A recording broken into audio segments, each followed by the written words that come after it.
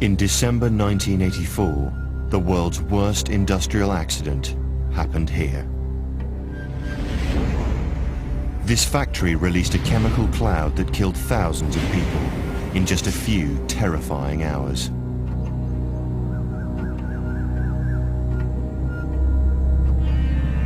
The accident happened because of a chemical reaction that took place in this tank.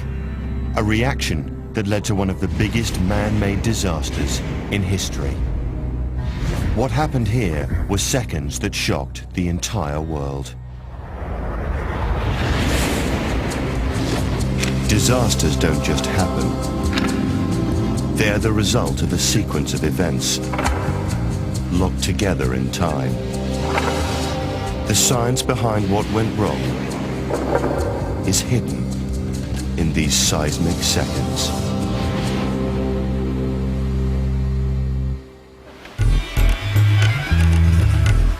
The city of Bhopal lies on the edge of a large lake, almost exactly in the center of India.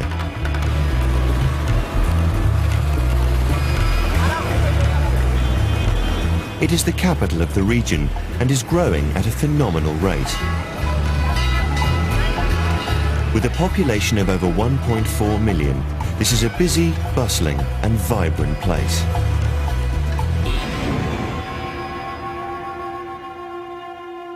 But on the 3rd of December 1984, Bhopal was the scene of a catastrophe on an unprecedented scale, as at least 3,000 people choked to death in a cloud of gas.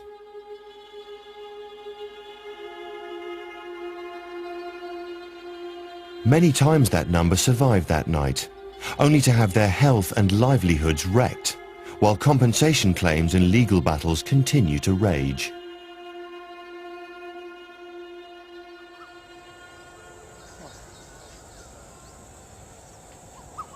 The killer chemical was something called methyl isocyanate, or MIC for short, and it came from this plant built at the edge of the city.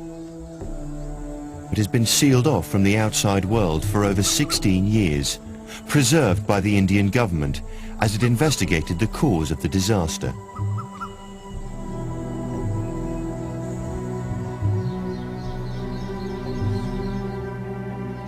Perhaps the most chilling artifact here is the actual vessel from which the poison escaped, now dug up from its original underground location.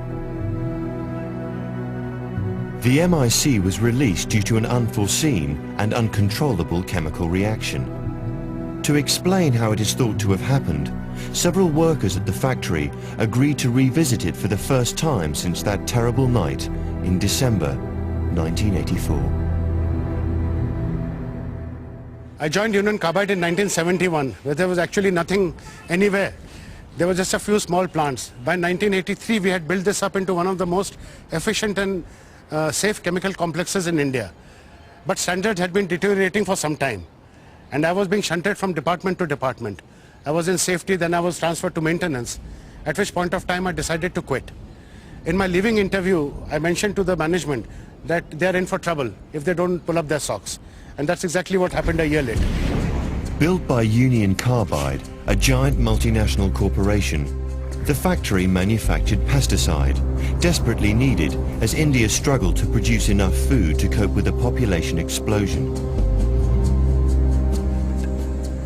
7, as the pesticide was called, works by attacking the nervous system of insects, and its production requires some very dangerous chemicals. On that dreadful night in December, those chemicals got out of control.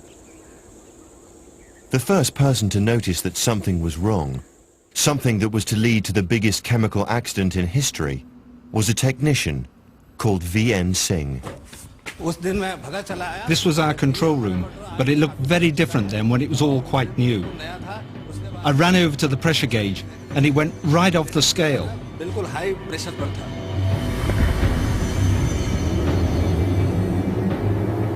Outside, 40 meters away, the storage tank was about to deliver its deadly load.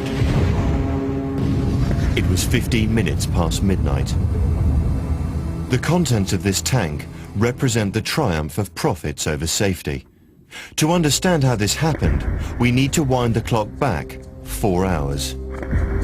The events that led to the contamination of the tank are still disputed, but the findings of the Indian government point to a disaster that started at approximately 8:15 that December evening, when a plant worker began some routine maintenance. He connected a water hose to part of the plant's maze of pipework. Keeping the system clean was vital, as contaminants could easily be formed during processing. Dirt was supposed to flush out of the system through drainage nozzles, a process that would sometimes take hours. Almost immediately, something began to go wrong. He had unwittingly started a sequence of events that would end with the deaths of thousands.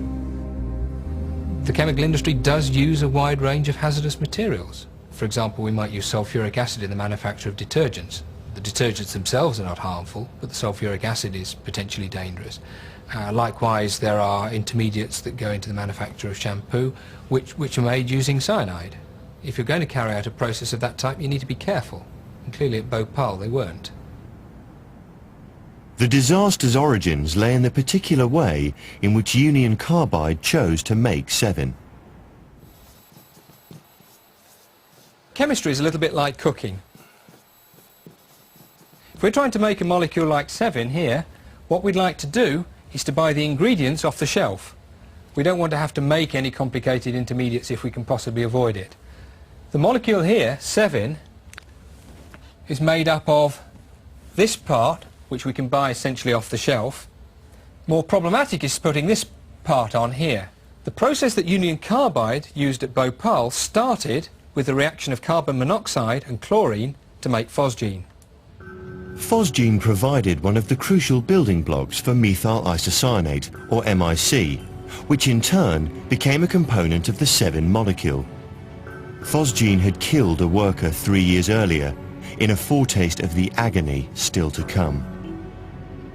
Ashraf Khan, a maintenance worker, was working in this area. He was wearing a breathing air hood and only dungarees below that. Phosgene splashed onto him and soaked his dungarees. He panicked and he ran for a shower this way. He came here, he removed his hood. The phosgene which had penetrated his clothes evaporated. He inhaled that and he died in hospital a few days later.